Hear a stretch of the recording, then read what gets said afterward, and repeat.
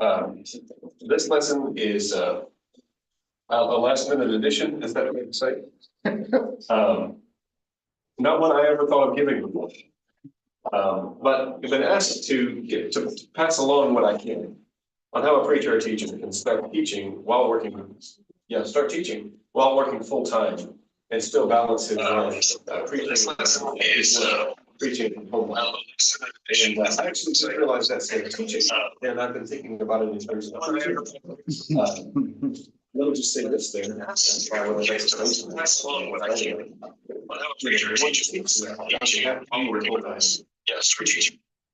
That there are many men throughout the history of the church who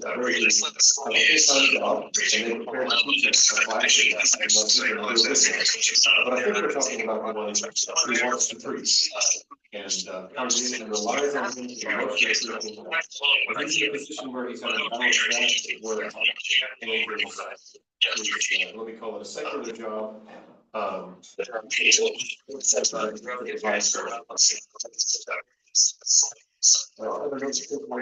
start by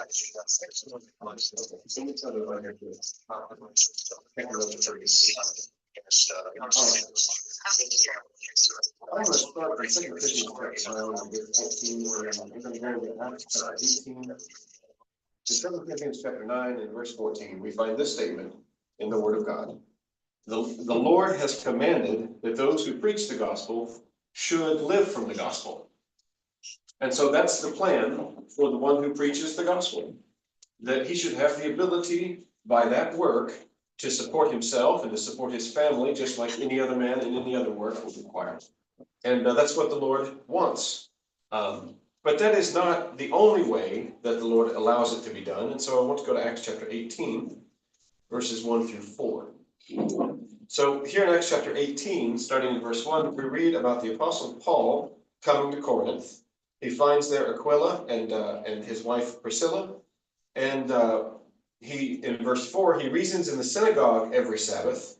And that was Paul's custom, the book of Acts tells us. He would go into the synagogue and begin to reason and persuade the Jews. And apparently there were also Greeks that were hearing these things here in Acts 18 and verse 4.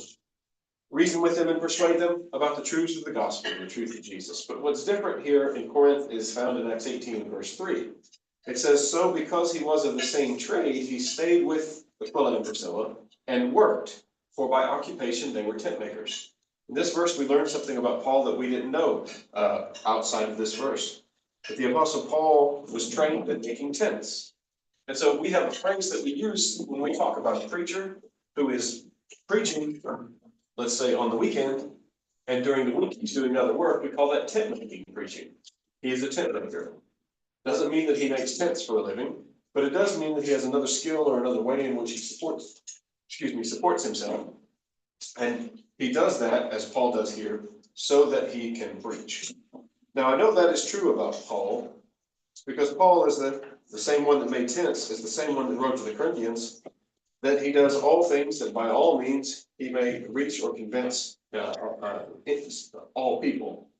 And so I know that when he was making tents, he was doing it in order to be able to stay there and to have what he needed and to be able to preach the gospel. And sometimes that situation arises. We may have a man who has the ability to preach and to teach, but the congregation does not have the ability to give him the support that he needs to take care of himself and his household. And so he has to find other work like making tents in order to be able to stay in that place and to continue to preach and teach. I was asked to put this lesson together because there was a period of my life when that was the situation that I was working in. We wanted to go work at a church in a little town in is it correct to call it North Florida, or is that Central Florida? North Central Florida. And there were not job opportunities in that town for me. So I could not relocate to the town there and work there and feed my family and pay my bills. And the congregation couldn't support me with my expenses in order to just put food on the table for my family and pay my bills. The congregation couldn't fully support me. And so I wound up continuing to work in Central Florida, a long way south, and driving a long distance every weekend to North Central Florida, if that's the way I want to describe it, and preaching on Sunday. And we would stay Sunday afternoon there, and then we would meet again Sunday evening, and I would preach again Sunday evening. And then we would drive back. And for the Wednesday evening Bible study that they had, I just couldn't be there for that. I would get off my work at 5 o'clock, 2.5 hours south, and Bible study there would start at 7, and I could not make that drive. I'd get there half hour late. And so it was very partial work that I was doing. And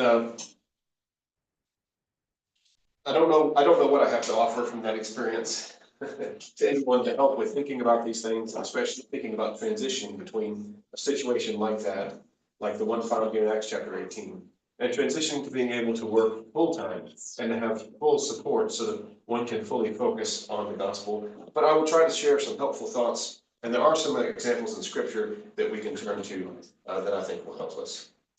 I want to point out a couple things about Paul, though, here in Acts chapter 18, verses 1 through 4, that I wish had been true of me when I tried to do this. But these things were true of Paul and weren't entirely true of me. When you turn to a passage like Philippians chapter 2, you learn a little bit more about the Apostle Paul. And Paul points out, Philippians chapter 3, Paul points out some things about his background. He was a Hebrew of Hebrews, he called himself in Philippians 3 and verse 5. And concerning the law, he was a Pharisee. In another passage, I forget now if that's Acts, which chapter of Acts, but in his defense before Felix, I think it is, he points out that he was brought up at the feet of Gamaliel. And so Paul was considered one of the higher, if the Pharisees had ranks, he was one of the, in one of the upper ranks of the Pharisees. And he was taught by one of their greatest teachers. And all of that was background for Paul before we read about his conversion on the road to Emmaus, before he became a Christian, and certainly before this point where he comes to Corinth and begins to make tents. And I think that is important, because the work that requires you to spend 40 or maybe 50 hours a week doing something in the world, and then trying to carve out 20 hours, or maybe you can only carve out 8 or 10 hours during the week to prepare lessons and to present them. If the man is not prepared with a good foundation of knowledge in the scriptures, that's going to be exceedingly difficult, and there are going to be real problems very quickly. Paul had a background in the Old Testament scriptures.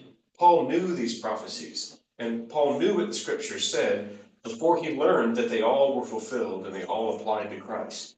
And that surely helped Paul to be able to do two works at one time. And so if this is something that someone is thinking about doing, I want to urge them to think about, I want to urge that man to think about, what preparation do I have to do this? It may be that I need to concentrate on studying for a couple of years before I concentrate on doing the work and spending my time trying to do both a secular job, a job out there in the world that benefits the world, and preaching the gospel.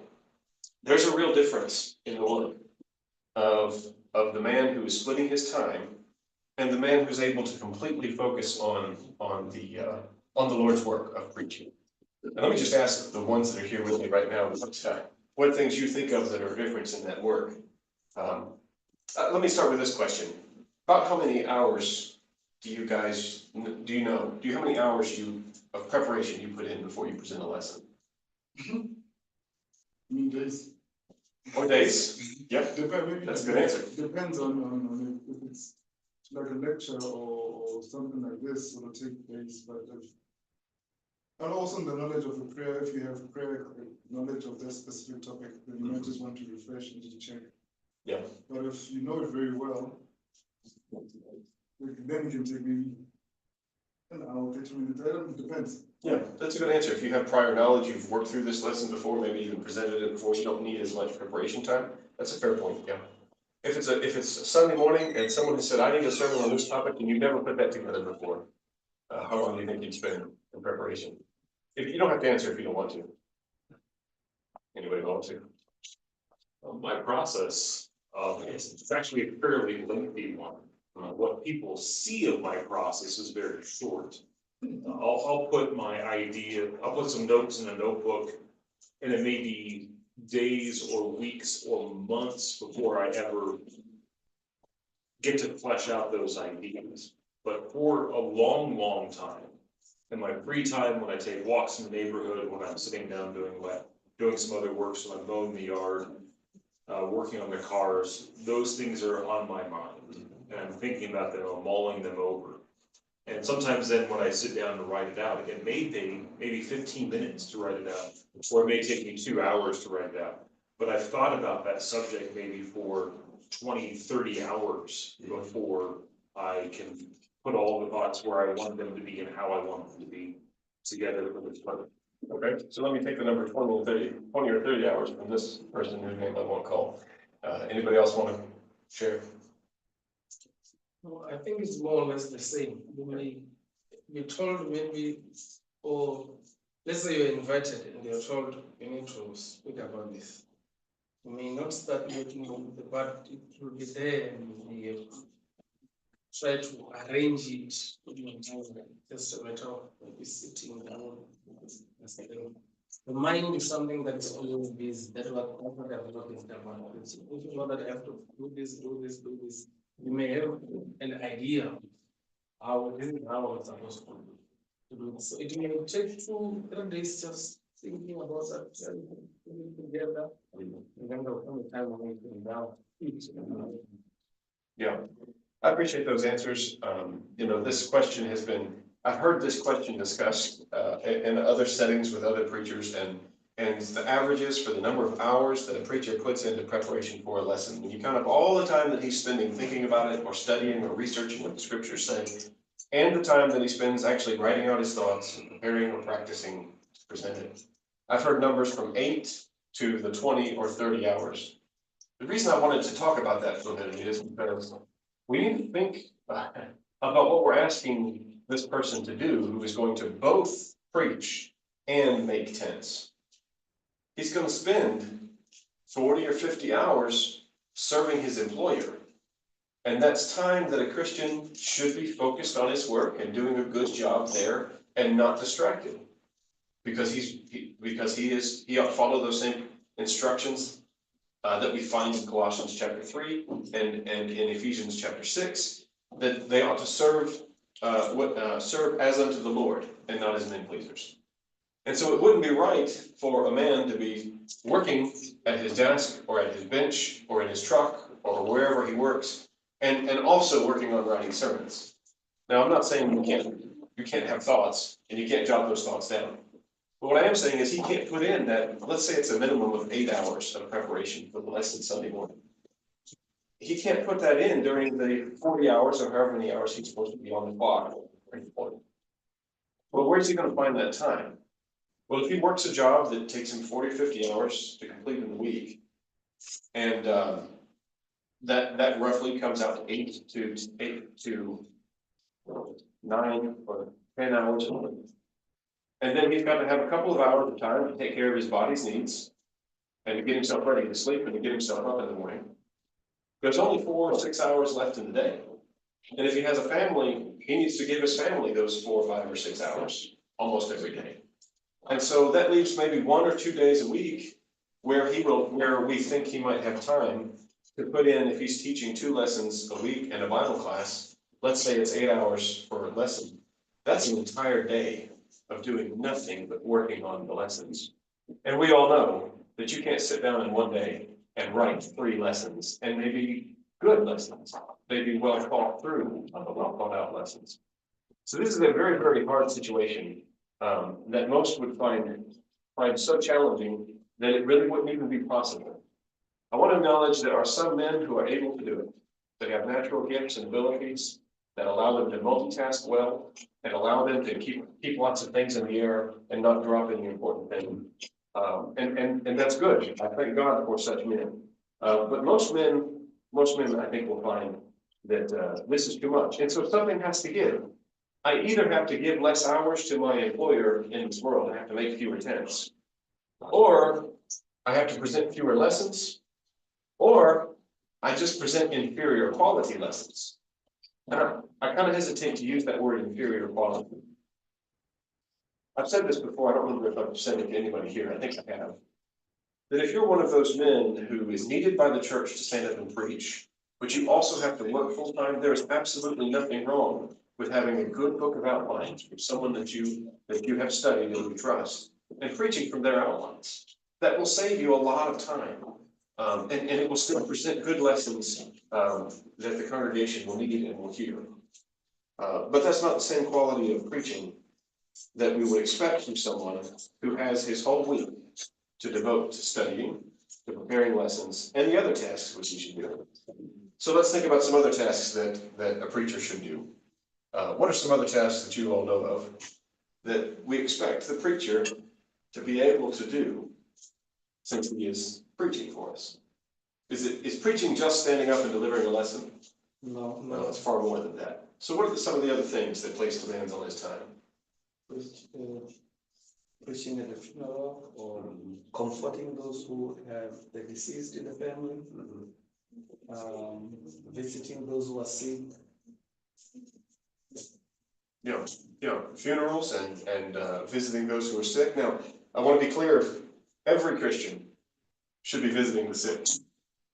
Jesus says that he, in Matthew, is it 25, that he will judge those who did not clothe the naked, who did not visit the sick, who did not give food to the hungry. That's not a command just to preachers, that's a command for everybody. But he has the same obligation, and oftentimes he's expected to do more of that work. And it would be very harmful to the work of preaching if he was one who didn't do that work. So now he's got a full-time job, and now he's got the time that he's trying to put into studying to present good lessons and to be able to present them well. And now he's also got these other responsibilities that we expect him to be available to meet. And so you very quickly run out of hours in the week to be able to do this. And so it's difficult.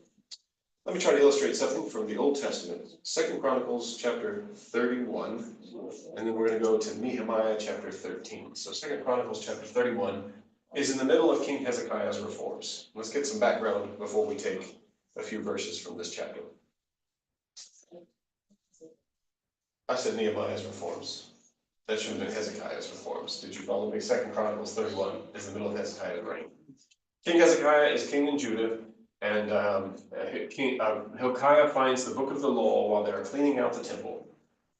No, I'm mixing that up, aren't I? It's Josiah. That's Josiah. Reform. All right, I'm going to turn back to 2 Chronicles 29, and I'm going to try and get this right. In the first year of Hezekiah's reign, he opened the doors of the house of the temple and began to make repairs. It was not Hilkiah who found the book of the law. But as they are completing these reforms, let me say this. As they are completing these reforms, Hezekiah commands the people to keep a Passover feast, which they haven't done for a long time. And there's another problem that Hezekiah has to solve in 2 Chronicles chapter 31.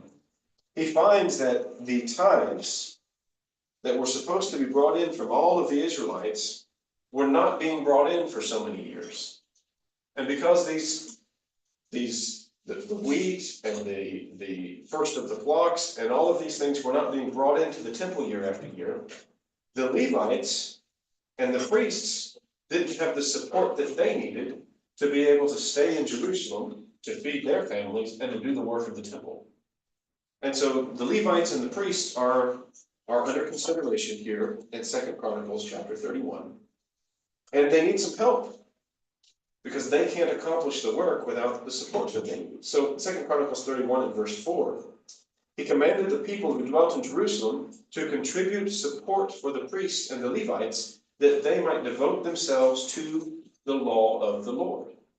The principle that we find for the New Testament church is similar, it's the same as the principle that we found under the temple service.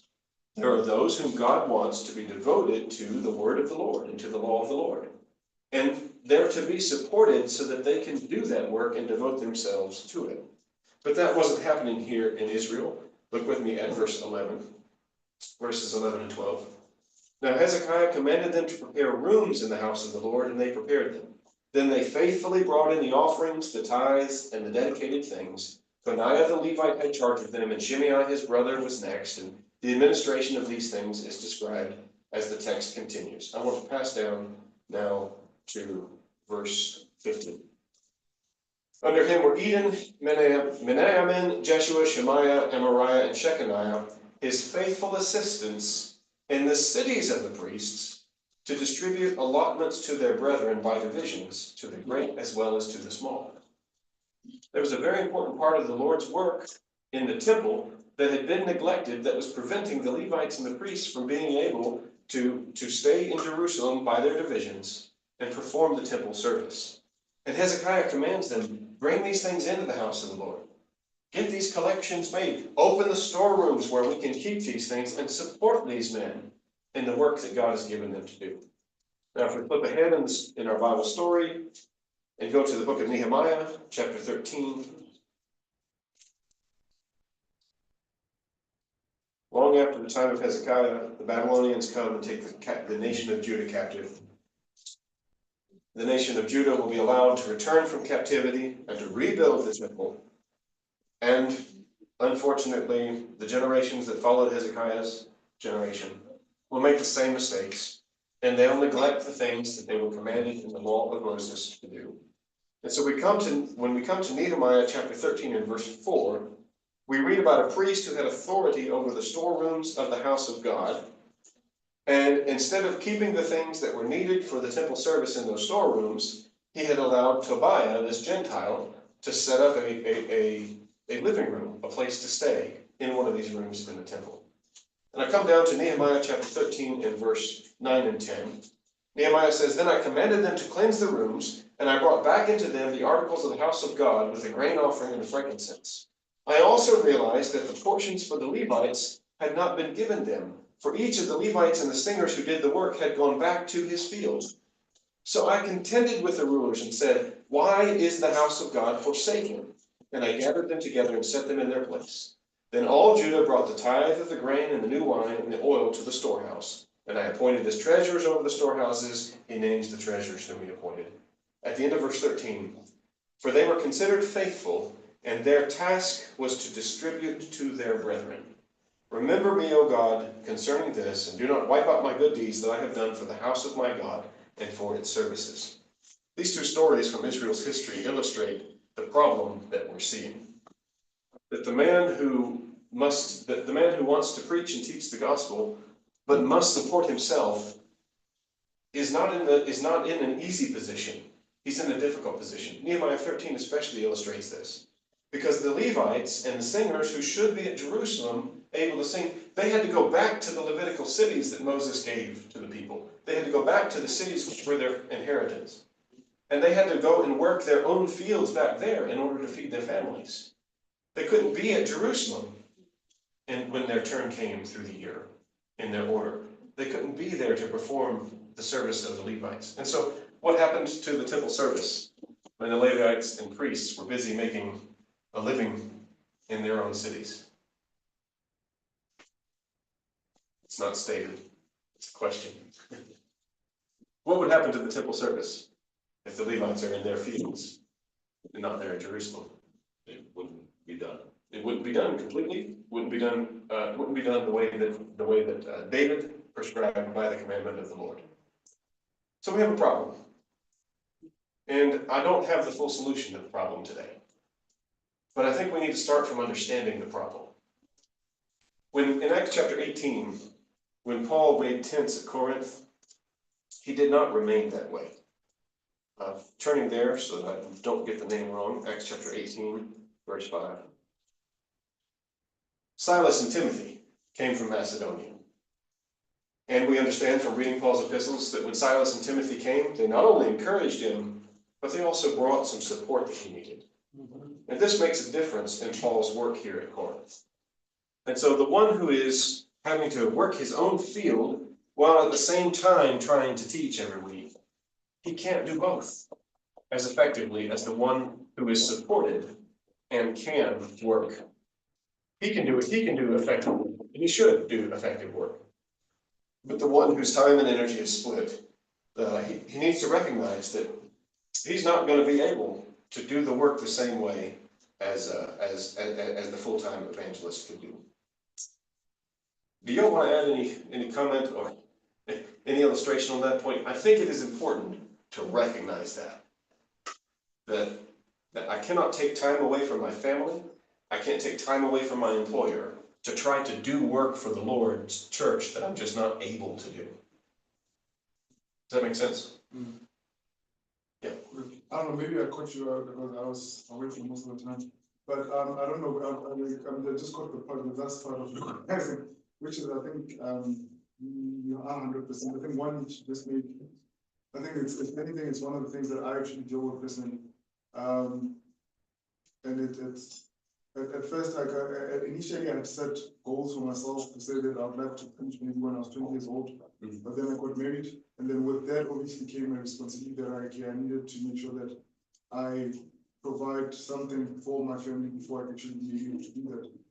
And then the goal was 30, and then obviously, like, then I could see that, okay, I keep on postponing, and it's not actually working out as I planned.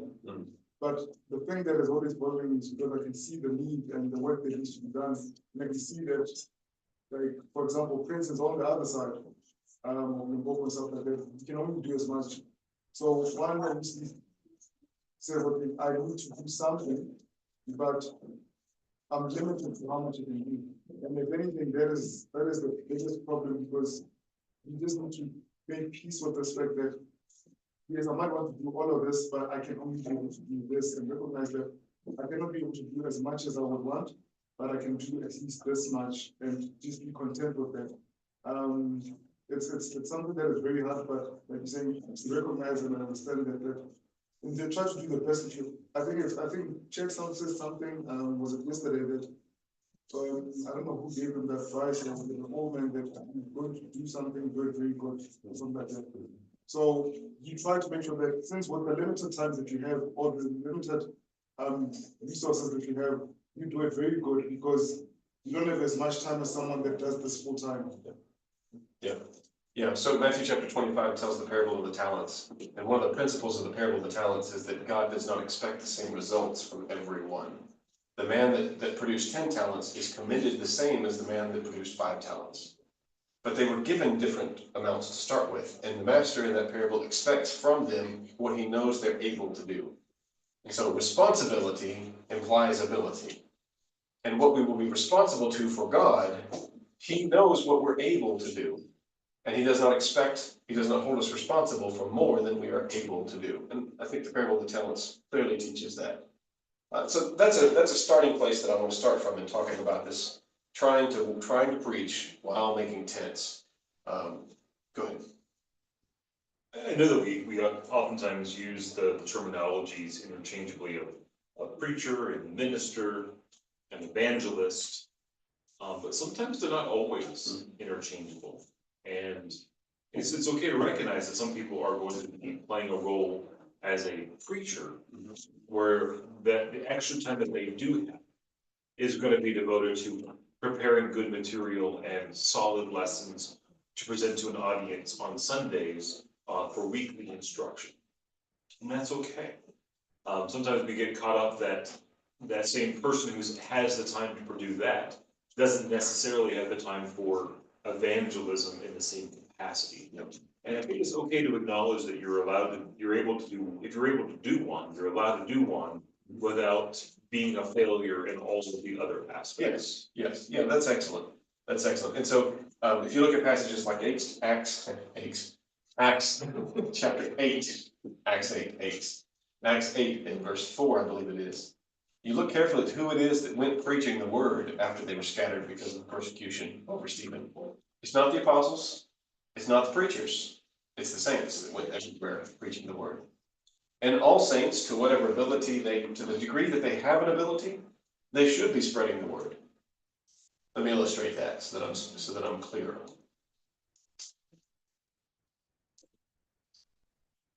Some saints are able to take an outline and study it and remember it, and it's locked into their brain for years to come. And then they can go and present that lesson in 45 minutes to someone else and teach them a great deal in one sitting about what God's plan for man to be saved is and how to obey the gospel, and they have great ability. Some saints don't have that kind of ability. They're not that good sitting across the table from someone and talking to them that way. Or they have different skills and different abilities. And all that they may be able to do is to pass along an invitation to come hear the one that can do that work. Both of them, if they're doing what they have been given the ability to do, both of them are evangelizing. Both of them are teaching the lost. And so that's a principle that I'm glad you pointed out. That's a principle that applies to all the saints. If we have the ability to teach others what Christ commanded us, we ought to be doing that to the best of our ability. But the one who wants to stand up and preach, he needs to prepare himself to give attention to the word. And to prepare and present these good lessons to the congregation that will build them up and that will teach the lost the truth. And yeah, that's a great point. We should do as much of that as we're able to do, whether we're preaching or not. Whether we're considered a preacher or not. Whether we're paid a rand for our preaching or not. We should be committed to spreading the Lord's kingdom and doing that however we can. Thank you, brother. That's raising my hand. Go ahead. When we look at the book of Acts chapter 18, of which I'm seeing brother Brewer going through, we read about the Apostle Paul, who has arrived in Corinth. When he arrived in Corinth, seemingly the resources he had are now exhausted. So he found these two Christians who were from Italy, and he joined them because of the trade. If you remember in Acts chapter 16, there was this call that came to Paul that come to Macedonia and help. The Apostle Paul tried to go different ways, if you remember in chapter 15, but God really directed him to go to Macedonia. Paul went to Macedonia. In chapter 16, we see him in Philippi. And then in chapter 17, then Thessalonica, then Athens. He arrived in Corinth. He is on a mission of preaching the gospel. But now the resources he had are exhausted. Number one, his time for preaching now is limited because he does not have resources. His time for preaching is limited now. Let me actually explain a little bit on that regard. Which means when you are a preacher and you have to work and also preach, your time in the preaching work is limited. You wouldn't be like the person who has been there, who has been reading from morning to evening. Number two, your energy is also drained. By the time you come back and start studying, you'll be slumbering, you'll be tired because lot of energy, lots of hours you spent it on the work. Number three, your influence in the church will also be limited. You won't be with them that much. Number four, your preaching can also be impacted. You do not know them just like I do. I see them every day. I visit them. I know what the church needs now. That is 1 Chronicles 12:32, the tribe of Issachar. You know what these people need. You don't. You're busy here. You're coming with the lesson which you prepared, which may be irrelevant. Number five, your health can be impacted. Your health can also have a problem. So there are so many things. I see how he works. It's almost like the same way our sister, the scanty somebody works. They are very active, if you see. When they walk, they're active. The way he is, I wanted to say that. He's very active. Everything he wants to put more effort. He's sleeping late. Not sleeping enough can also be a problem. You need this body, this one body you have, which you have been given by God. You don't sleep, it will actually give you a problem. Yeah. I'm not proud of what I'm about to admit. But I hope it illustrates the problem we've been looking at and the things we need to acknowledge. It was one Saturday night and I had worked 50 or 60 hours that week and I was exhausted, and there was a lesson that I had promised the brethren I was going to give. And Saturday night, I wasn't finished writing that lesson. And the problem was that we had left Saturday morning to drive up and stay with friends where we were going to preach the next day. And Chad knows this very well. I love these whiteboards. This is one of the quickest ways I can put a lesson together is by using a whiteboard. And so I had to get my whiteboard, put it in the vehicle with me, and drive it to the place where I was staying. And then my wife went to sleep with the children in bed, and I went to the other room and it was now approaching 1 a.m. And I had my whiteboard in the bed with me, and I was still working, and I fell asleep drooling on that whiteboard. And I woke up about 5:30 the next morning, and my sermon was only halfway done on that whiteboard, and I needed to preach it in 5 hours. And I woke up and had to figure out what had gotten erased by my drool and finish the sermon, and then put it on my paper so that I could stand up and preach it. And that was lousy preaching. I'm not proud of that.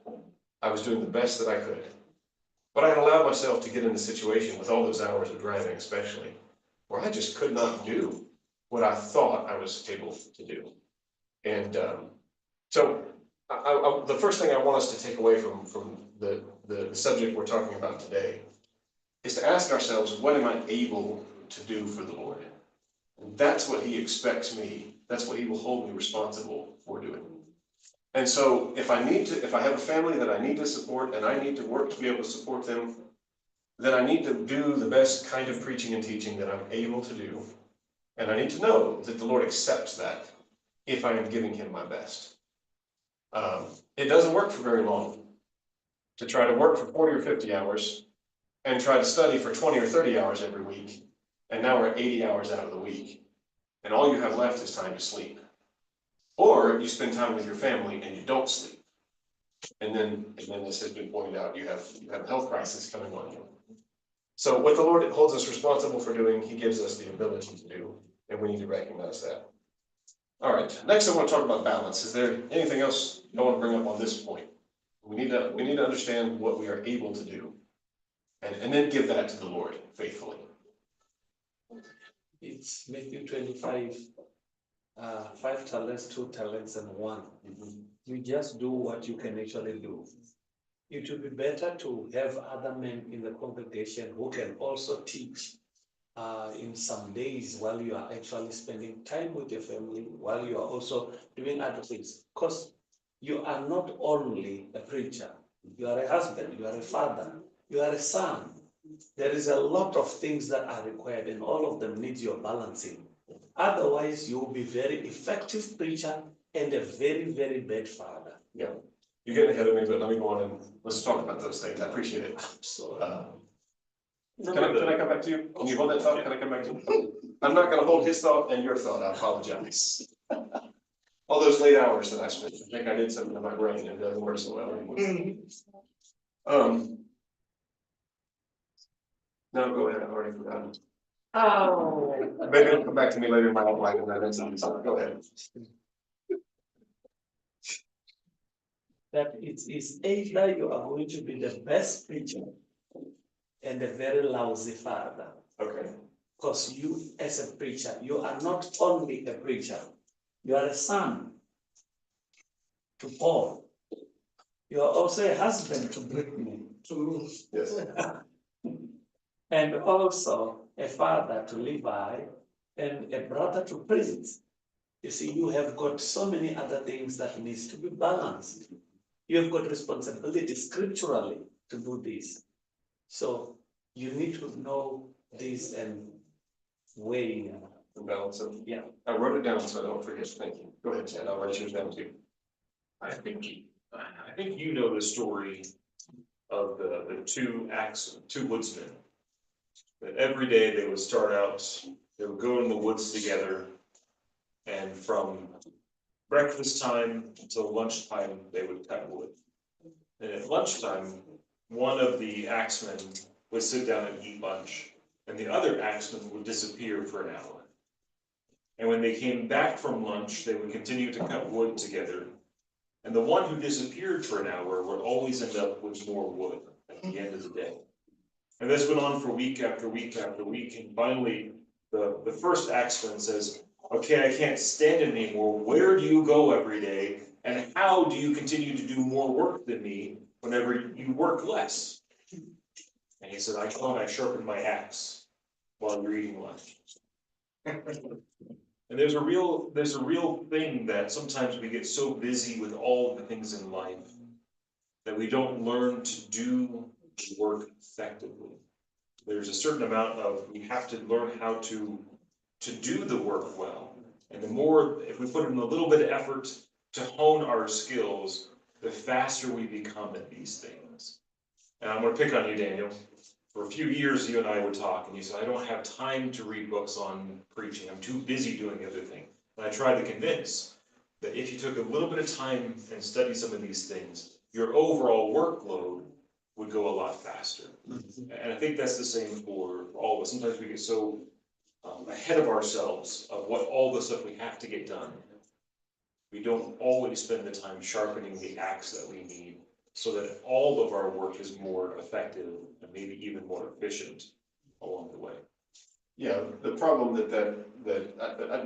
that story illustrates a problem, and I think the way that it applies here is, I'm probably one of the most guilty of this.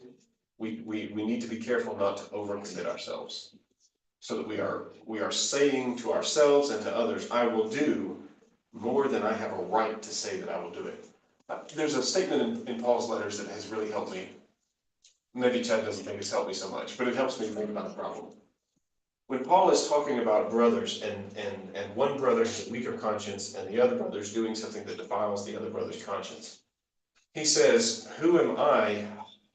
That I should blame the servant of the other, something like that. Yes. Who am I to judge the servant of another? Who am I to judge the servant of another?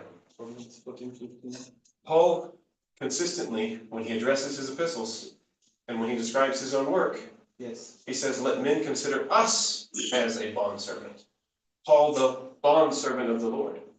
Now, sometimes it's been easier for me to think about you all or others as a servant of the Lord, and I need to be careful in the way I deal with you and my attitude and the things that I do to you, because you are another servant, another man's servant. You belong as a servant to another master, and if I do something to you that he doesn't like, he's going to come to my master, and I'm going to prison for it. So Paul's using that kind of language to talk about offending another master's servant. But what I need to understand is that I'm also a servant of the master. And I as a servant cannot do more than a servant can or should do. I have to think of myself as someone, I have a master that's jealous of my time and my energy and my ability, just as he's jealous of his other servants' time and energy and ability. Am I making that principle clear from that passage in Romans? Yeah. Understand. So I've got to think about myself that way, and this matter of overcommitting and then not having the time to put myself to rest will hinder my work and slow it down. So we need to talk about balance. You brought up being a lousy father specifically. I was going to use this illustration later, but let's talk about it here. I did not know for the longest time who this was, and now I know the name of the preacher, but I don't want to call the name because he's still alive. And I don't want to embarrass him. But there's a famous preacher in America, exceedingly famous preacher in America. And I believe he's a good man doing good work. But I don't agree with him on this subject, and it was because my father told this story many times that I don't agree with him. His father was also a very famous preacher, exceedingly famous preacher. And he got up at an assembly one time where they were instructing young people, and he read a letter from his father to his mother. And his father was away at a gospel meeting, and in those days, gospel meetings would go on for weeks, sometimes months. And he was writing the letter to his wife, who was at home with I forget if it was 7, 8, or 9 children. And she's home, keeping the house with all of these children, and he's away at the gospel meeting doing a good work, and she's supporting him in it. And I want to come back and think about a wife supporting her husband here after a little bit. But he's writing a letter and telling her, the meeting is going so well. There were 20 people that came forward and were baptized last night, the night before that. And so there's great success, good work being done in the kingdom. Souls are being saved, and they're being taught the truth and being brought to the truth. She writes him a letter back and says, we need you to cut the meeting short and come home. The 2-year-old is sick, and the doctor says he's going to die. And he may die before you can even get here. We need you to come home. And the man, the son, one of the sons of this man, was standing up now as a seasoned and experienced gospel preacher, reading this letter, trying to teach these young people about sacrifices that are necessary to make for the work of the kingdom. And he read the letter that his father wrote back, and the letter that his father wrote back said, I can't leave the work to come home right now. Now, I'm sorry, but that father was wrong. 1 Corinthians chapter 7 says that the one who is married has a concern for the things of his wife and the things of this world. And God places that responsibility, that duty on him. The one who is preaching has all of the same duties and responsibilities toward his family as any other man has. If he was involved in any other career, any other work, he would say to his boss, I need to stop the job right now, and I need to get home and support my wife and my child. This is hitting me in a new way, even as I say this, I'm sorry. We understand. So in this example, I really wish I had picked this example. I'm gonna move past it. In this example, this man should have provided the things that his family needs instead of focusing on the work. I chose that example because it very well illustrates the problem that we can have if we are dividing our time in an almost impossible situation. We have a duty to our family that we have to balance. Now, I know that someone asked me to present this lesson so that I could give you advice on how to balance all of that and give you all those answers. I wish that I could. But I'm trying to set before you a principle. And the passages that I didn't cite there are Ephesians chapter 5, Ephesians chapter 6 for the wives and for the children, 1 Peter chapter 3, the duties that a husband has toward a wife. We know these passages.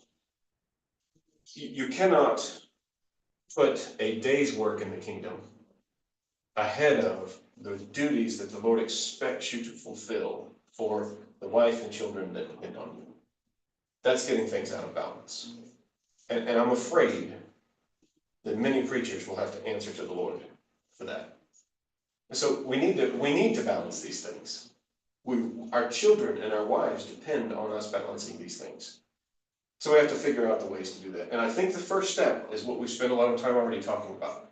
We need to come to an understanding of our own ability and our own limitations. And we need to not overcommit ourselves so that we are asking our wives and children to make unnecessary sacrifices because we have overcommitted. When I say yes to someone, my integrity demands, my responsibility to the Lord demands that I fulfill what I have spoken. But nobody made me speak that. Nobody made me open my mouth and say, yes, I will do that. I chose to do that, and I will bear the responsibility for that choice. This involves extraordinary pressures and responsibilities. We have to think about it.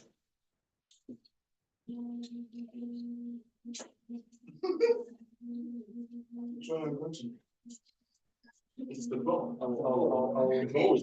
I'll eventually, I'll No, call answer. back. Let's see what you tell you. Yeah, Let's see yeah. what Rebecca. Which one are you going to? I'll call back. Answer And, it.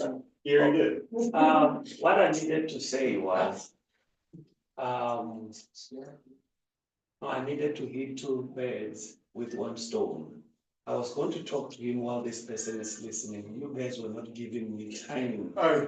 Yes, I did because I wanted to talk to him.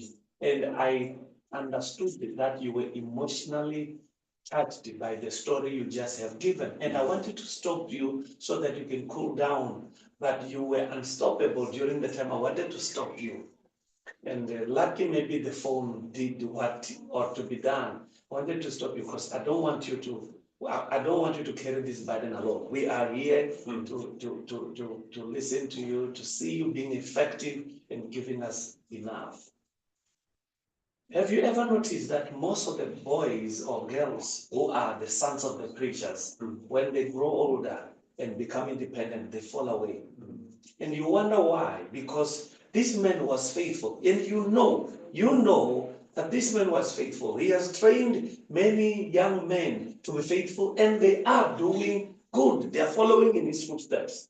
Why are his children falling away? You will actually find that, number one, their time was deprived to such an extent that they started resenting the work. They started resenting this God who's taking their father away so much. I will just give that example only.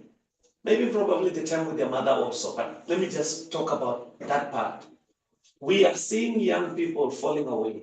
Young people who grew up being influenced on how to study, on how to live in a way that pleases God, and how to present the material so well But when they grow up to be in a certain age where they are independent view, because they started resenting this God who is so bad to take their father away, not to give him enough time to be with them. But we need to remember this. The same God who said you need to preach the gospel is the same God who also said you need to be a better or you need to be a husband and also a father. But we make the other one of these commands bigger and nobler than the other. We are going to be judged for being the bad husband, for being the bad father, just as we'll be judged for not propagating the gospel when we had an opportunity to. This is very important. And let's be honest about why many of us do that. The word is ambition. Men by nature, most of us, are ambitious. We want to have a work that we give ourselves to and it succeeds and we enjoy what it brings to our lives and we enjoy the respect that it brings to us. These things motivate men especially. And it's very easy for us to become so focused on our work and not to give the right amount of attention. I almost said equal. I think equal is the right word, equal attention. But maybe it's not always a matter of balancing an equation, a number of hours. But we don't give the right amount of attention to our family and to our other obligations as men, because this serves that ego, this serves that ambition to pour ourselves into the work and to really become good at that work. And we're designed to do that. This is not entirely sinful, but this is good for a man to do, but not at the expense of these responsibilities that God has given us. So we need to know our own ability, our own limitations. We need to get to the point where we can have a conversation with ourselves about what those abilities and limitations are. Our wives can really help. That might be a painful conversation sometimes, but they can really help us to see where we are falling out of balance, where we are falling short. And if we find ourselves out of balance and falling short, we need to take responsibility for that. And we need to say, I have been wrong trying to do right, but I have been wrong. And I need to do better. I need to do right. And then make whatever changes our family, our responsibilities need us to make so that we can do right. It's important as we do this to learn to say no. I'm a hypocrite standing here saying that. We have to learn to say no. I could move things around on my calendar. I could make that happen for you. But it's going to cost me sleep. And the next day, I'm going to be short-tempered with my children because I'm not well rested. It's going to cost me time that my wife was counting on for us to sit down and talk and communicate with each other. It's going to cost me time studying the scriptures that I need to do because it's already Friday evening and Sunday morning is coming. We have to learn the appropriate times, the right times to say, I have already committed that time and that energy to something that the Lord expects me to do. And on that basis, say, no, that time and that energy is already another master's servant. I can't give it to you. That's very hard to do. And we're going to fail at it most of the time. But we need to start doing it more until we get good at it, until we find that balance and we can balance it. Keeping our priorities straight really, really helps with this. I don't usually quote comedians when I'm presenting a lesson in the scriptures, but this comedian nailed it. He had these juggling pins, and he was an expert juggler, and he was telling jokes while he was juggling. Have you seen this one? Okay, so he picked up the one, and he's throwing it up, and he's catching it, and he's juggling it. And he says, you know, when you're a boy growing up, you're learning a skill, you're learning a trade, and you get good at it, and you really enjoy being good at it, so you really enjoy this when you're juggling one pin. Then he flips another pin in the air, and he starts juggling it too, and he says, when you get a skill and you get good at it, you start to get money. And with money comes a girlfriend. And now she wants your time, and she wants your energy, and she wants your money, so you gotta learn how to make more money. Now he's juggling the two. And then he says, he flips another one up, and he says, you know, you want to marry her, so you buy a house. And now you have to maintain the house. Flips another one up, and now he's juggling four, and he says, y'all are in love, a baby came along. And now you're juggling the career, the relationship with your wife, the maintenance of the house, and now the baby. Flips another one up, and he's juggling five. This guy was really good. You need a bigger car because more babies have come along, and now you got a payment that you gotta make. And now you gotta be an electrician, and now you gotta be a plumber, and he just keeps flipping these things into the air and juggling them. And that picture of the man standing there juggling, I don't know how many of these things, is a picture of what it is like to live as a man who is a husband and a householder. And now we want to add preaching. And when we add preaching, we're not just juggling another pen. What we're doing is juggling people who are all juggling their own pens. This is challenging.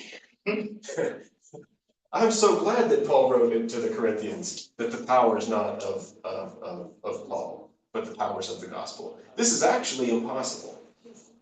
But we are servants of a God who sows the seed and gives the increase. We sow the seed and God gives the increase. And so there is work that we can do for the Lord in teaching and preaching. We need to recognize that we are juggling and we're not supposed to let any of these pins drop. So we have to keep our priorities straight. And what this takes is what I call a brutal work ethic. There's no time for laziness. There's no time for self-excuses. There's hardly any time for enjoyment or pleasure if you're going to try to preach the gospel and support your family full-time at another endeavor and all of the other responsibilities of life. You're committing yourself to something that takes deep, deep self-sacrifice. Now, we need to make time to rest. The story of the Acts illustrates that well. We need to take time to rest and to restore our energy so that we can do those things well. But time to rest for us, if we're juggling all of this, is not going to look like time to rest for others. When I was only working 40 or 50 hours a week, I could come home and I could spend the evening with my wife in a very leisurely way, and we could relax together and put the kids down to bed and eat together, and we could even kind of stay up late. And a short night's sleep one night I could catch up on later in the week. But when I started trying to preach part-time while doing that, I had to start saying, I gotta get to work tonight. It's gonna be 10 o'clock soon and I need to get to bed sometime before midnight. And so I had to I couldn't play the games that I used to enjoy playing. I couldn't relax the same way that I used to enjoy relaxing. I had to think more carefully and more strategically about what I actually needed from recreation and from relaxation. Find that time, but I also had to sacrifice it, just like I had to sacrifice sleep.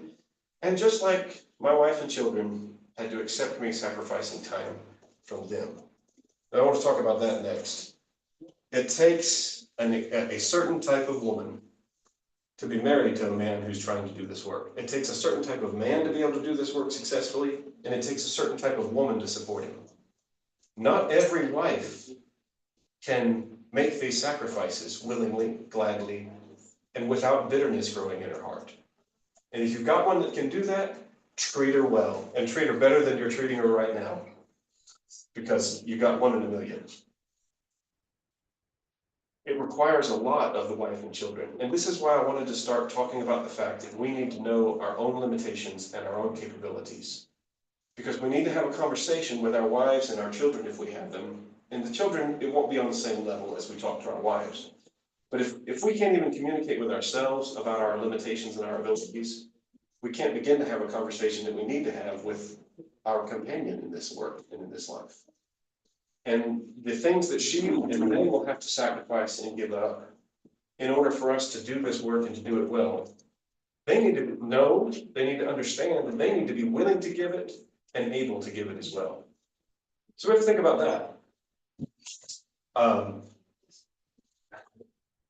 There's a story told, it was one of the preacher books. I don't know if you wanted me to read it or not, but it was one of the preacher books that I read.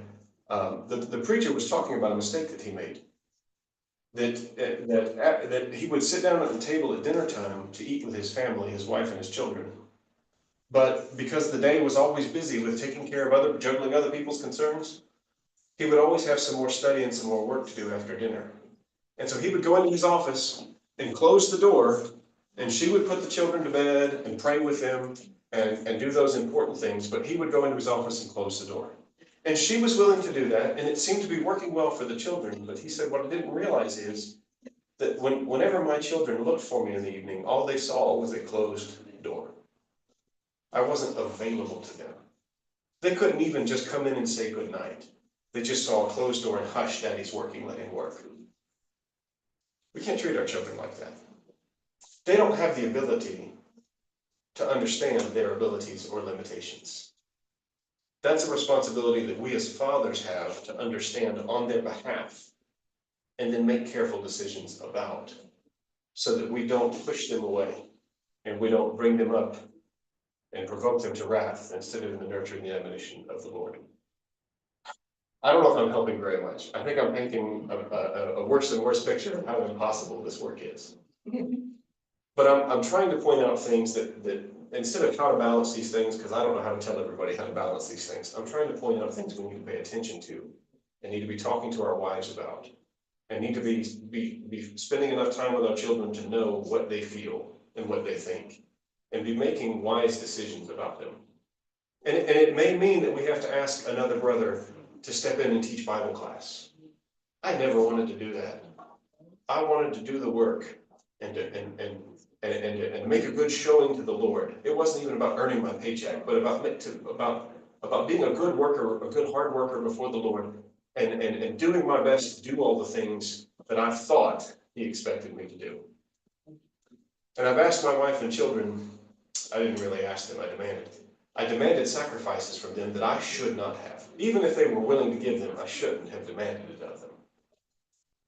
And so we need to think about these things. We need to talk with our wives about them. We need to be able to communicate in our own minds with ourselves about them. And then we need to have a conversation with her. She's going to have to cover a lot of things that other wives don't have to cover. And she's going to need to do it with grace instead of bitterness. And she's going to need to show a great deal more love without us being there during those hours to support her, that other wives don't have to spend. And so we have to think about those things. All right. Now I want to try to talk about how to transition into full-time work, but any other questions before we move on? Look at Luke 11. Jesus at the home of Mary and Martha. Luke 10, sorry. 11 is right in front of me because it's at the next line down. Luke 10. And Martha is distracted with all the preparation.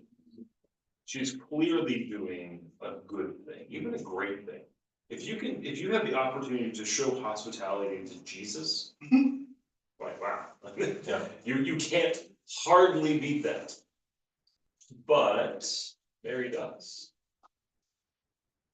And sometimes we have to say no to the good and even the great things in life in order to really do the best thing in life.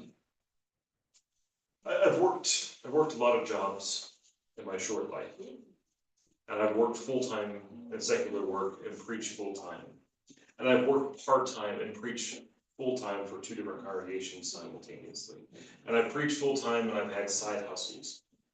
And I've had to figure out this balance thing well. And I don't know if I've struck a good balance, but I think I'm getting better at it. Part of it is scheduling. Some of us are better at that than others, aren't they? No, look, part of it is genuinely, I've read a book by an author who struggled with this, and he said that if he sat down to sit with his kids, he was constantly distracted because I have to go do something soon. I have to answer this phone call. I got to go talk to this person. I got to go read this book. I have to do all these things. And so he almost pushed his kids through all of the things, or he would shove it all off on his wife. His wife had to go and do all of these things for him. And for him, he said, I began to schedule an hour with my kids. And there's nothing else on the schedule. I don't answer any phone calls. I don't do any emails. I'm not going to pick up a book. And because I have an hour that I have nothing to do other than my kids, it just removed that weight off of me. And the same thing I think goes for us. One of the biggest struggles that I have found is that I work at my secular job, and then I sit down to prepare Bible study for somebody else. I sit down to prepare a sermon for somebody else, and my prayer life goes out the window. My meditation time goes out the window. my reflection on what scripture is to me goes out the window. And so I've had to schedule time for myself. That is study of scripture, it's prayers that have nothing to do with the work, but has everything to do with my relationship with God. And to do that, I've had to simplify life a lot. And I don't mean that I don't get to do some fun things. But there's a reality that if I own something, that something is gonna own a part of my time, and it's gonna own a part of my money, and that money is gonna require more of my time. So sometimes it means literally cutting out things in my life that I just don't own anymore, that I don't have. Sometimes it is having to make the statement of, I can't do this. You're gonna have, not you as my family, but another brother is gonna have to step up and do this. You know, and that also means there's some things that I'm gonna have to say no to, that are good things. I hope I'm not taking up too much of your time or too much of your thoughts. No, I'm just standing up here telling people how poorly I do it. I'm glad someone's telling us how to do it well. I've talked to a lot of preachers over the last few years. Since 2020 in particular, Zoom studies have become really popular. And I know, I don't mean to, there's nothing negative to all of us who get into Zoom, well, maybe something negative, but we'll talk about the negative in a second. I know a lot of preachers who, instead of being busy with the work with the congregation or the work with others, they're busy with preacher studies. And that isn't to say that you cannot be busy with preacher studies, but some people have 4, 5, 6, 7, 8, 9 preacher studies a week, and they spend their time an hour, 2 hours each day, 3 hours of just being in the study.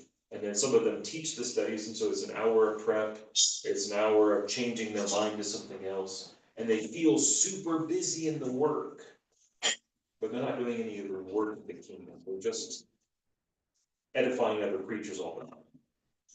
And sometimes you need to say, that's a nice thing, I really like the idea, but I don't have time for that.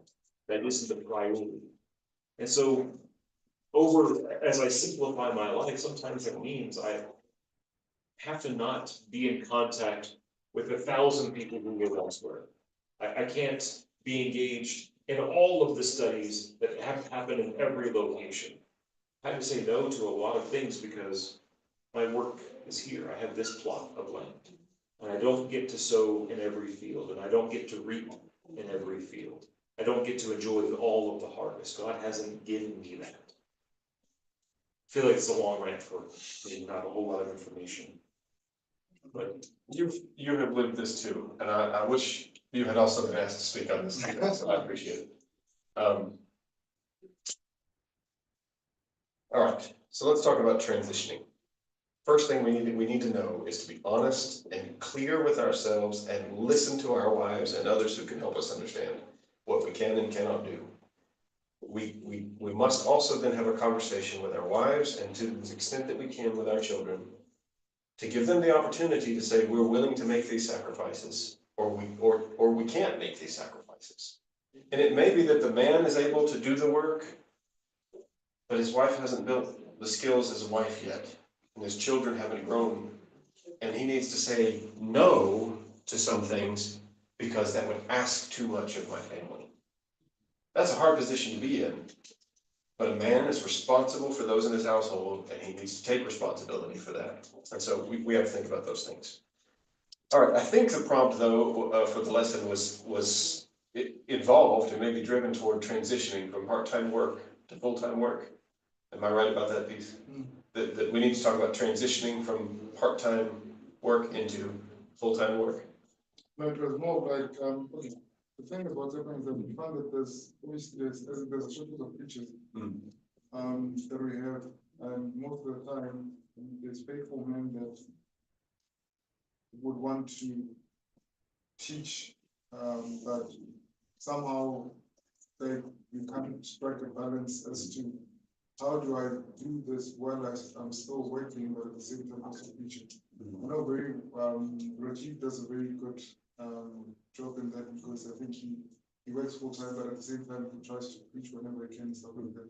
So just trying to encourage and also help most men to see that how can they juggle that stuff like that, because what happens is that probably most just step away and say, okay, or maybe because of that you don't understand how to do it, and then you find that you don't actually do a proper job of it. And then some you find that just put it off to say, okay, right now I'm gonna concentrate this, and then when I'm 65, then I'll start doing the work and stuff like that. So is it possible that while the person is still working full time, they can actually still be faithful and do the work of the Lord? In that sense. Okay, so we're not focused on how to make the transition as much as helping the one that's juggling it. Okay, great. Well, no, I honestly had less to give on how to make that transition, except a bunch of mistakes. Okay, so we've acknowledged the sacrifices that we need to make. Okay, so Chad did a good job pointing this out. Notice Ephesians 4 and verse 12, that there are teachers and evangelists listed as gifts that are given to the church there. In other passages, 1 and 2 Timothy, Paul uses the verb preaching. And so we have teachers, we have evangelists, we have preachers.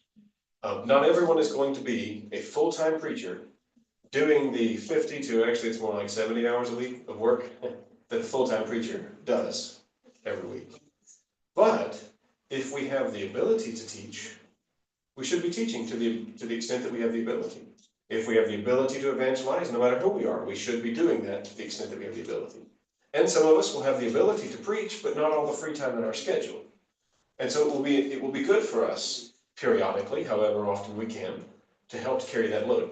This is one of the reasons I wanted to start in that example from Chronicles of the rest of the nation bringing into the storehouses. There were storehouses prepared, and there was things to be brought into the storehouses to support the Levites.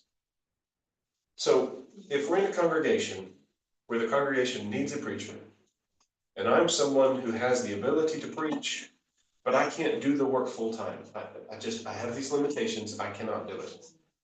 I need to also be willing not only to communicate clearly with myself, communicate with my family, I also need to be able to communicate with the brethren and say to them, I can help. This is what I can do. And I need this support. And I'm not talking about money here. I need this support to be able to do this. So if someone can teach a Bible class, or if someone else can put together a sermon once a month, so that I have a Sunday off once a month, where I can focus on other needful things. Or I can just listen to someone else teach and spend the day with my family. We need to find it in ourselves to tell the brethren, I can help, but I need help. And there are other brethren who can help. You notice that when Paul went on his missionary journeys, he took someone along. Sometimes we need a helper. And it may be that we can't find Barnabas because he's a pretty rare guy too. But we can find 4 or 5 people whose efforts combined can do the work of a Barnabas. And so this is an important thing that we can do. And this is Ephesians chapter, turning there, 4, yeah, thank you. Is that verse 12? Every part working together does its share. And 16. There we are. Let me turn and look at it. Yes, 16. The whole body joined and knit together by what every joint supplies, according to the effective working by which every part does its share, causes the growth of the body to the edifying of itself in love. That passage isn't talking about the preacher's work. It's talking about the work that every part can contribute. So we will make deep sacrifices. We will give up time and energy and sleep. We will give up luxuries. We will give up pleasures. We will give up hobbies and interests. I appreciated Chad bringing out the point that we'll give up owning things that otherwise we'd have every right to own. We'll give these things up so that we can serve the brethren. And it's right for us to ask them also to make sacrifices to support the work, to make the room in the house of the Lord, and to fill it with the things that are needed so that the work can get done. Is that clear? Does that make sense? Yes. Yeah. So I'm going to talk about me, and I'm going to talk about what you're talking about. I don't know whether it was 2019 or 18 or 2020. I think it might have been 2020 before 2020 July, because my life changed in 2020 July. okay. But it was before 2020 July, we had young people from Zimbabwe who came for classes in my home. So, and at that time in 2020, I was also a student at one of the colleges in Venda. So I am preparing for these people to teach them. I'm also studying for an exam, same night. During the day, I have to be teaching. I don't have time for my family. I don't have time for my wife. I have to wake up. I have to sleep 3 hours and then be busy with the class. My dear will be left. I will leave him at home. He will be teaching in the morning. Then when I come in the afternoon, then it will be my turn. So I did not have time at all to do things. And I was trying to juggle all of these things. It never worked. Let me tell you how it ended. It ended with me being sick, not knowing how it came about. That was July 19. Why? Because all of these things, when you are trying to be Superman, your body will tell you that you are not. You're not. You are not. It will remind you most of the time that you are not. And it's good that it has to remind us. But we should have been reminding ourselves before our body reminds us, because when your body gets involved and reminds you, it may be permanent. Yeah. You may not reverse the consequences. No, and you weren't able to do all those things that you were trying to do anyway, It because was your body told you no. from July, I started, it was terrible. Okay. So I'm trying to say, really doing both of these, it's almost like taking a chain and there's a tractor that is pulling you that side and a truck that is pulling you on the other side. Who's going to be hurt? Yeah. You're going to be torn. But the other things are here. Yeah. I am working, right? I work and I am also a preacher. What can I do to balance all of these things? Maybe in short, I will say one, you need to use the little time you have. You don't have much. The little time you have. One thing that I have noticed, when I was actually still using a public transport, going to preach somewhere, I would take my headphones and I would put a Bible. Let me say, I'm going to teach from Galatians 3. I will take Galatians 2, 3, and 4. Then those chapters, I will listen to them again and again until I understand. I know them. Let me just say, I know them. So I will listen to them again and again. So if you are preaching and also working, on your way to work, in your car, play or listen to the Bible. If not, listen to other people's sermon that will actually make you to sharpen your tools. That little time you have, that 10 minutes, 20 minutes, use it for something good. But remember, you're not resting. You are not resting. In the car, it was a place where you should rest and you go and face another challenge at work. But that little time, use it. Number 2, never compromise your time for your family. Never. We are seeing many people losing their family because the family is the one that will actually suffer. And not only will the family suffer, you will also suffer. The church will be benefiting. How great is Mr. Morris? He is a great preacher, losing his children and being divorced by his wife. And once your wife divorces you, and you know that you are the cause of the problem, you are going to be an ineffective preacher ever. Not only because you do not have the knowledge you had for divorce, but because this thing will sit on your head like barbells, you know, the weights that people lift, it will sit on you and you will feel it. And the people will look at you to say, oh, he used to teach others, why didn't he teach himself? People in this world will make a fool out of you. You sacrificed a lot for you, and now your wife is gone, they're starting to judge you. The other thing you can actually do, schedule things. Chad talked about that. Schedule them, divide them, schedule them. I'm not saying this because I'm doing good. I'm not saying this because I am a master of scheduling things. If we are talking about someone who's failing miserably, it's me. I am learning a lot from this class. When I go back home, I need to spend some time with those who are important to me. It is said, my brother, that we never slept. You find that you sleep only few minutes. Everything that you're doing, I'm not waking up at about 3 for my wife's sake, for my kids' sake. I'm waking at about 3 to study. then the whole day it's about this issue that we are dealing with. It's almost as if somebody has a gun on your head that if you don't do this, now you're going to die. It's sad. And you're compromising the time with it. Never compromise. This one I've mentioned it, audio in the car. Yeah, that's a great suggestion. Someone recommended to me a few years ago, when you're going to sleep, put on the scriptures and listen. You can get a little more in that way. All right, let me try to offer some encouragement. And I've got 2 points and I want to open it up for discussion. I think we'll have plenty of time to see if you have some other encouragements for the one who is juggling these things. Yeah, before I say that, let me follow up on something, Bill. Sometimes a preacher has done a good job at home. He's doing a good job at church. And for some reason beyond his control, his wife no longer wants to do the work with him, and that can end in divorce for a lot of reasons. We've been talking about that a lot today, and I want to be sure to mention that we're not saying that just because a man's wife has divorced him, he's a bad preacher. It may look that way to some people, but we can't know that without knowing the situation, without knowing the specifics of every situation.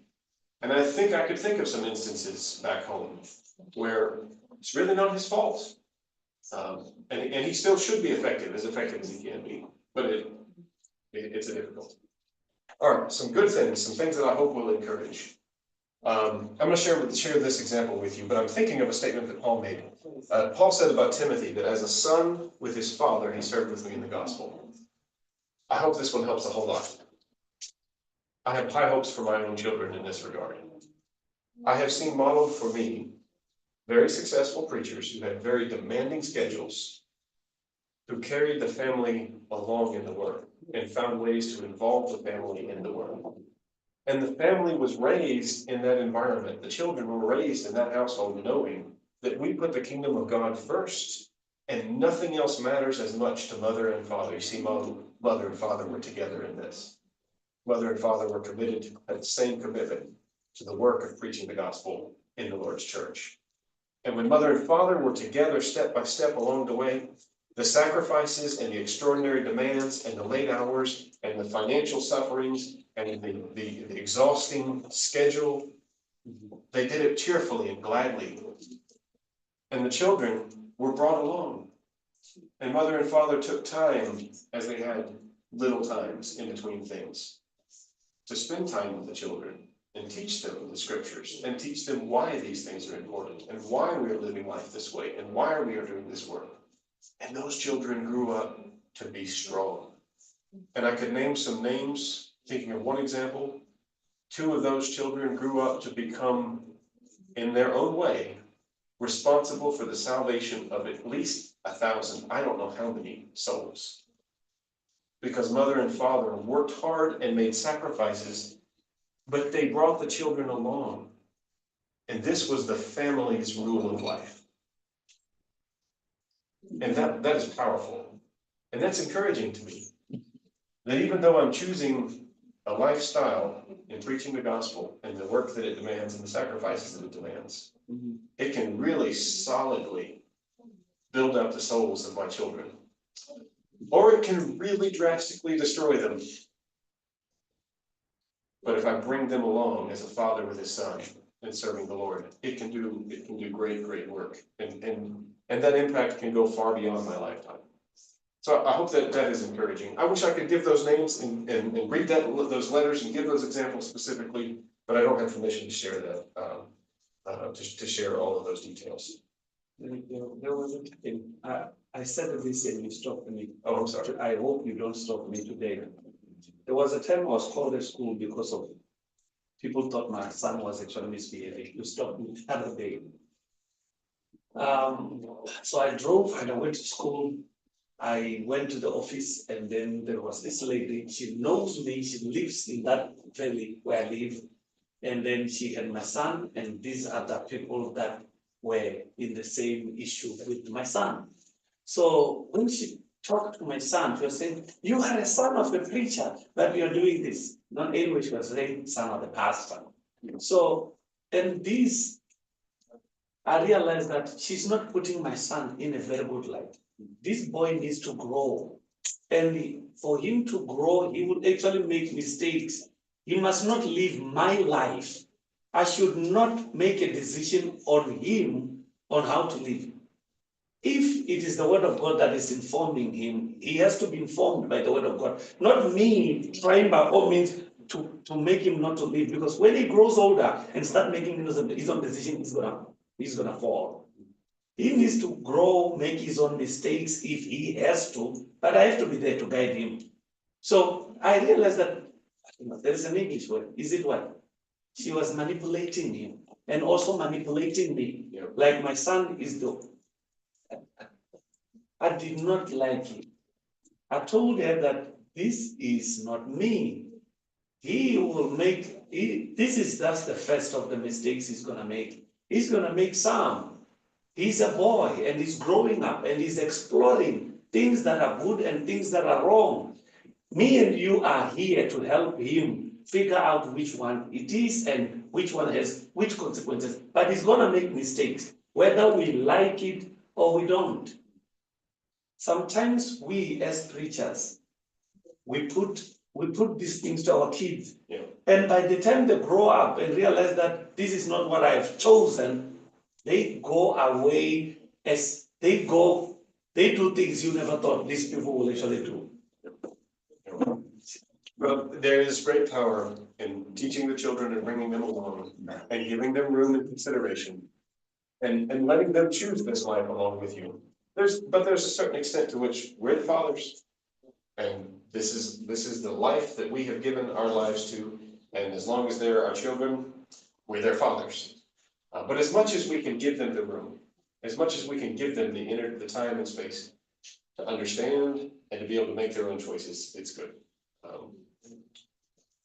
So that's the first thing I want to try to encourage is in every way that you can, involve the family in the work and give them the choice to do that. So that we're doing this together instead of this is just a thing that takes daddy away behind that closed door. Or daddy leaves us behind every night to go out to Bible studies or to go out to preach. Bring them along. Even when the children are babies and they're crying and it interrupts your sermon, bring them along. And try as much as possible to involve them in the work. Not against their will entirely. Sometimes you have to tell children what they need to do. But try to involve them and bring them along. Now, I'll get my next one in a minute. Does anybody have another one you want to add? I thought about some of the work of ministry that, over the last several years, we've gone to people's houses and sat with them and done stuff with them at their houses. And those 30 minutes or 20 minutes to their house, 20 minutes back, that's some quality family time that we've been able to spend. So they come with us. And our kids now are old enough to entertain themselves or be engaged in the conversation. And so we have family time on the way there. We get to spend time with them, with everybody else while they're there. And then we have family time on the way home. There's a lot of things that we do. Was thinking of, in terms of distraction, one of the ones I meant to mention is devices. We get caught up with devices and being distracted all the time from the little bit of time we do give to our family, a little bit of time that we do have free time. And We're here instead. yes, so some of the things that we put in practice in my family is dinner time. Our phones go away. They don't come at the dinner table with us. And we don't, there's, whenever that time is scheduled for them, I don't take phone calls unless I know it's an emergency. I don't answer emails. There's times where Daniel calls and I'm like, sorry, Daniel, I'm with my family, can I call you back? It's gonna be a couple hours before I get back to him.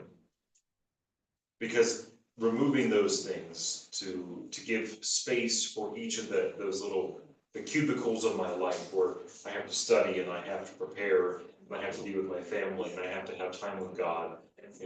To do that, I can't let those ones blend too much. I have to let those walls stay walls. And that device does a really good job of jumping over that wall and trying to merge those things together. And I have to keep a tight rein on it. All right, I appreciate that. Build those walls and give them to your family. All right, the next one, I want to turn to 1 Samuel chapter 1. It's kind of an odd place to turn on this subject, but I hope you'll see why it applies here. 1 Samuel chapter 1, I've got the story of Samuel being born in the opening of 1 Samuel. But I like to point out that Elkanah and his wife Hannah are the people making choices in 1 Samuel chapter 1. So let's say this is the story of Elkanah and of Hannah. Now Hannah is very bitter in 1 Samuel chapter 1. She's a wife with a heavy load on her heart. And nothing can take it away. This is just the situation that she's in. Well, her situation is that she is barren, and she has a rival wife who is making her miserable because she can't have children. And so in 1 Samuel chapter 1, Hannah prays for a child, but I noticed something about the husband in this story. In this story, we read about Elkanah. Let me start here in verse 2. He had the two wives. The name of one was Hannah, and the name of the other Peninnah. Peninnah had children, but Hannah had no children. This man went up from his city yearly to worship and sacrifice to the Lord of hosts in Shiloh. The context for this story is a man going up to the house of the Lord to worship and to serve the Lord. And he's brought his family along here. And verse 4 says, whenever the time came for Elkanah to make an offering, he would give portions to Peninnah his wife and to all her sons and daughters. But to Hannah he would give a double portion, for he loved Hannah, although the Lord had closed her womb. I love this statement, because it's not normal for the husband to give the barren woman double portion. The double portion would be for the fruitful woman and for maybe even her firstborn. So this is extraordinary. He's taking an extra step because of his love for his wife. She has an extra burden that she's carrying, and her husband is trying, I believe, to help her carry that burden by giving her this kindness, this double portion, this honor, showing her this regard and making his love evident and making it known. So in verse 8, Elkanah, her husband, said to her, Hannah, why do you weep? Why do you not eat? And why is your heart grieved? Am I not better to you than 10 sons? 1 Samuel 1 and verse 8 gives us a challenge to try to live up to. For your wife and for your children, try to be better to them than 10 sons. Show them extra regard.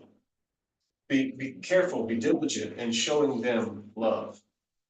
And the reason I love this story in 1 Samuel chapter 1 is these things are taking place yearly as they go up to the feast. Here's this family going to the house of the Lord to serve him, and here is this father balancing his obligations to the Lord, and from the very meal that's being offered at the altar, he's taking and showing this precious, this beautiful love and honor for this broken-hearted wife.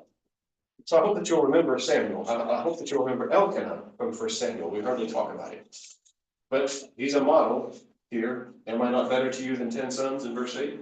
That's a model of how we can make worship and serving the Lord something that our family rejoices in and is joyful to do, because we love the Lord and we love them. And we love the Lord with all of our heart, and we love them better than 10 sons. And we're going to give everything that we can to the Lord, and we're going to give everything that we can to them. And if they are confident in that from us, then they will come along with us, and they will learn from the good things that we should model for them, and hopefully grow up learning to serve the Lord mightily themselves. In Luke chapter 11, the parable of the 3 lost things. Is that Luke chapter 11? Of what? The parable of the 3 lost things. Lost coin, lost sheep. Luke 15, thank you. What happens at the end of all of those parables in Luke 15 when the thing is found? Joy. There's rejoicing. And Jesus was talking about the joy of sinners being restored, just being saved, being restored to the Lord. So, in John chapter 4, when the disciples came back from the village in Sychar, they went in to find something to eat. And they asked Jesus, have you eaten anything? Do you remember what Jesus' answer was? He said, I have got food that I eat that you do not know about. That you do not know about. All right, and what was his food? Doing the will of God. Yeah, to do the will of God, to do the will of him who sent me, and to finish his work. See, Jesus' attitude was, my rest, my energy, when I need strength, the way I get strength, isn't the way that other men get it. It's by doing the will of the Lord from the heart, and doing it with all of my might. I don't want to seem to be contradicting some things we said earlier about resting and sharpening the axe. All of that is a part of this. But if we're gonna do this successfully, and we're gonna be able to rejoice, because there's no other work like this, where we get to go and speak to the souls who are lost and help guide them to the light. And the words of God that can come out of our hearts and out of our mouths can break that darkness up and send it away. That's a joyful work that ought to cause us to rejoice, and our children and our wives ought to see that joy, and they ought to see this is a wonderful thing that we're doing. And we do it because we love the Lord and because we love each other. And if we can find a way to be that man who would love the Lord and love the lost with all that he has, and love his family with nothing less, and be better to them than 10 sons, and be diligent working in the kingdom, and to find our rest in being useful to the master, we've somewhere in there, we've got the balance. Now, we also talked about clearly knowing our own limitations and capabilities. We talked about talking with our wives about those things, taking consideration of our children with those things. And we also talked about talking with the brethren about those things. And sometimes that means saying no to things that we should not try to take on. But somewhere in all of this, I hope you find the balance that I'm still working to try to find. Even though I don't juggle a secular job anymore. This is hard. This is hard to balance. Any other kind of question before we close? What is the meaning of the word jackal? I illustrated it. You take different objects, balls or bowling pins, and you have 2 or 3 of them or 8 of them at a time. You And don't want this to fall, you have to focus on them. you're keeping them all in the air at the same time.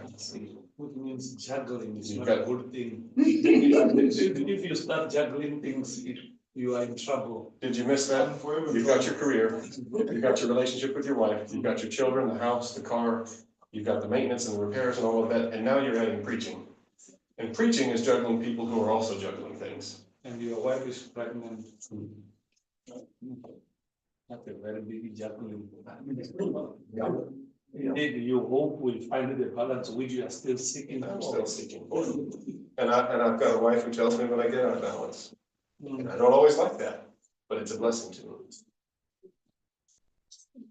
Go ahead. Literally, but, okay, so. There's something else. Okay, because I think I do, I'm currently in that situation, I'm trying to juggle. But, I think, not to say, well, I'm not to say that I'm a master of it, but I'm trying, I'm also trying, and it's difficult. But there's a certain thing that you do. I think one of the things that one is to have like certain values and certain goals. One of the values that probably work for me is it's essentially two I don't know, codes or whatever. One is that you put God first, you love your family and you work hard. And the other one is, well, like you mentioned, Chef, I always make sure that you measure twice and cut once. And with that, it makes you to be accountable in everything that you do, because if you put in God first, it dictates your whole life and your whole outlook in life. And then after that, it's your family. Then you try and do the very best that you can for your family, and understand that besides God, obviously, who is the paramount, that my family comes second. And then obviously with that, like you said, is to give everything that you have and you work hard. But also working hard, you don't just work hard aimlessly, because then you burn out yourself, when you how can I put it, you just aiming aimlessly and you just working yourself to the grave. So it's that idea of try to some people call it procrastination. I think that, but for me, I think and strategize very well before I do something, so that at least when I do it, it's done right. And then like I said, it's that idea of measuring twice and cutting once. Yeah. So I think for those maybe that might be wanting to do something like that, or wanting to find that, or that juggling or adding up to that juggle, I think obviously you cannot bring on wanting to teach or preach without any knowledge as well. So, well, I don't know how to one thing that I don't know how can I put it. For me, February was a bit of an advantage because it's something that I did when I was still young. I thought I did not have responsibility. I don't know how would I've done it now. With all the other responsibilities that I have, but it's something that worked out for me when I was so young. Because I think I did when I was about 15 years old. When school holidays, I wouldn't, when other kids are going to holidays, I would always need to make sure my school holidays I'll be at the back or something like that. During the week, when I got my manual, when I was able to drive, I think at 17 years old or 18 years old, I asked my mom for a car so that every weekend or every midweek I could go visit certain brethren like Uncle Fred or and folks and stuff like that. That at that time I didn't have a wife, I did not have any kids, and my mind was not occupied as it was. But I see the benefits now because I don't think I'll be able to know what I need to know if I'm good now. But another thing, I think if someone is in a situation whereby they want to do that, I think brethren, there are faithful brethren out there that maybe one can try and arrange with to say, okay, I would like to teach, I would like to be more active in the kingdom of God. Would you help me maybe study so that I can better understand this specific concept of this idea or something like that? I tried it. I think there was a time where it doesn't always work out because obviously there's other commitments as well. But it's something that actually it does help. It does help whereby you find that the seasoned preachers or seasoned brethren that are able to say, okay, we can meet via Zoom or you can come to my house and then we can study a specific subject or I can teach you how to study the Bible or something like that or humanities, whatever the case might be. So at least you are able to get where you want to get to. But there's something that I need to realize that I need help with because I might not be as effective if I also, like, as much as I want to teach it, I cannot teach someone something that I don't know. Yeah. I need to first work on myself so that I have the knowledge, I have the know-how and the what God wants to be done and stuff like that. Obviously, I need to also apply it in my life as well. So it's not a matter of me saying I want to teach people, but people look at me and then wonder, you say you want to be a teacher, but look at your life. Then there's a lot of question marks in my life as well. So my life as well, whatever that I need to be also in the person that I will work on myself, and whatever I'm studying is so that I can apply it and it works before I can actually go ahead and try to teach other people as well. Yeah. So the other thing obviously is this idea of scheduling. I think I'm just too bad. I schedule almost everything, like every single thing. I schedule when I eat, when like every single thing, like the devotion of the kids, like every single thing that's down to the T. If I show you that I have a file whereby with different Excel sheets and stuff like that, whereby if something's my phone is full of trainers and reminders, whereby they keep opening up and reminding me that this needs to be done at a specific. Because if I don't do that, I'll go crazy. If I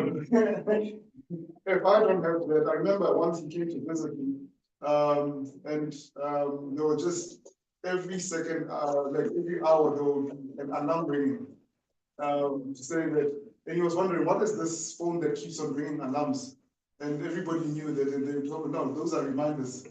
He said, okay, this needs to be done, and this needs to be done, and stuff like that. But it's one way to try and help with that juggle, because if I don't have that, if I wouldn't know what to do and what to say time and stuff like that, because there's work that needs my time, there's faith who needs 100% of my time as well. There's the kids that need 110% of my time.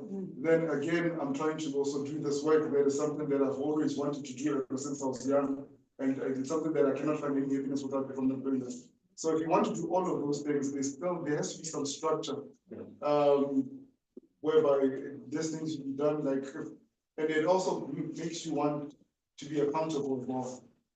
I think for me, because of that limited time, it forces me to, if maybe say I'm working with a congregation, whatever, like I have to tell them a certain, I can only be with you for 12 months. One would say, no, that's too short and stuff like that. But the reason I'm doing that is that I might not find that 12 months, I guess then be not whereby we need it to be. But at least it gives me that thing, okay, I can be able to measure my progress. That okay, at this point, is this where we are? or is there something still lacking, is there something that maybe we need to relook and stuff like that? But at least it helps put a time limit and progress whereby I can be track, so that when I do leave, was I able to fulfill the expectations that I wanted to help the congregation, specific congregation with. So I think all those things, they also help, and then also, like you mentioned, one needs to also make peace with the fact that you cannot be able to do everything. It's, as much as you might want to do most of the things, there's as much as you can do, and I think as soon as you are able to make people that, then it will work best. Also communicate with your wife, to make sure that she also understands that why are you doing certain things. If she's able to assist you, then great. Like you said, if you have that kind of woman, then keep her. Treat her better. Treat her better. It's not keep her, you don't have a choice. But I'm joking. But the whole point is that if you're just gonna embark and say, okay, I'm gonna do this, and then you forget that you have a helper that is supposed to be helping you. She doesn't know what's happening in your thoughts. She doesn't know what you're planning. She doesn't know what you're like all of a sudden I say, okay, now we're not gonna be worshiping here, we're going to be worshiping there. What is the point? Like, okay, we're going to be there for the next 12 months. Doing what? She needs to be able to she'll be able to also assist you. Sometimes you might even lighten the load whereby she says, okay, you know what? I've seen this need in a specific area. I think I can assist the ladies or the young people in this specific area. And it actually helps you with the work that you're trying to do. Yep. Because remember, we don't have as much time as full-time preachers have, basically. And then I think also what will be important is that also with everything, like Vince also said, is make time for yourself, because if you don't make time for yourself, I think you can do all these things and then you can forget the most important person is yourself. You can concentrate on the kids, on the family, on breakfast and everyone, and then you forget that you also need to be looked after. You also have health that needs to be looked after. You also need to be edified. You need to also have a relationship with God. Besides everything else, you need to also have time whereby you study. And if you find that you don't have time to study, then make other arrangements or plans to say, okay, how can I have my own personal devotion? Because as much as I'm doing everything else, I need to also be able to grow spiritually. Yeah. Peace, I'm glad you brought that up, but in saying these things, you reproach me also. As you were talking, I realized that something very important was missing from the lesson, and that reflects one of my probably abiding flaws. Seek help. And I tend to want to just carry the load all by myself and put it all on these shoulders and carry it all without. Seek help. Seek help. Find those who can be mentors to you, those who can help you understand the subject that you're trying to study. Occasions like this are a good example of it. The Zoom studies that we do, a lot of us do together every week are a good example of it. Finding those who can help us to grow in our knowledge of the Lord and to refresh ourselves. I wish I had thought to put that in, and I realized I didn't think to put it in because I think I can do it all by myself, and that's a flaw. That's a problem. So thank you. I've learned something. I wish you'd given this lesson, actually. That was great. Did you write those things down? Did you write those things down you just said? Which ones? Well, we'll get it in the recording. You gave a good lesson right there. So I appreciate it.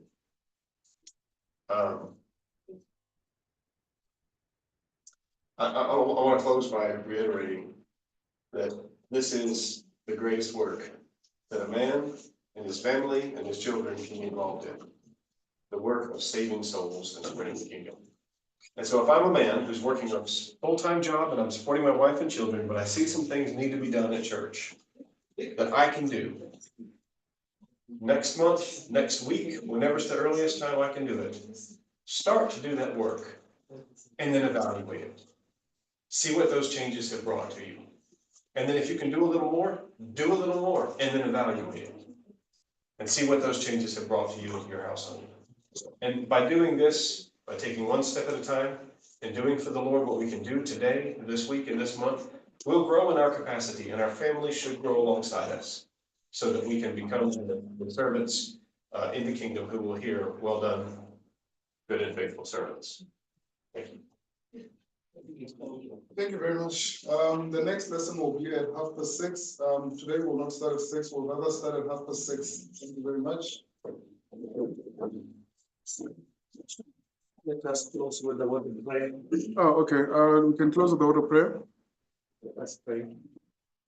Our gracious and most holy Father, we humble ourselves before your throne of grace this afternoon. And we give thanks to you for the privilege of being bestowed with this responsibility, the responsibility of saving people's soul. We pray, Almighty God, as we give thanks to you for also equipping us by your word to be able to do this work in a way that is pleasing to you, in a way that is effective.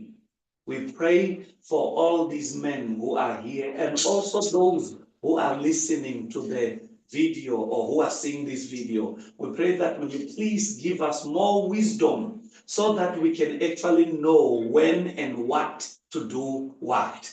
In Jesus' name, we also give thanks to the Rangoshes family for hosting us and helping us in doing this work with ease. In Christ's name, we give thanks to you. Amen. Amen.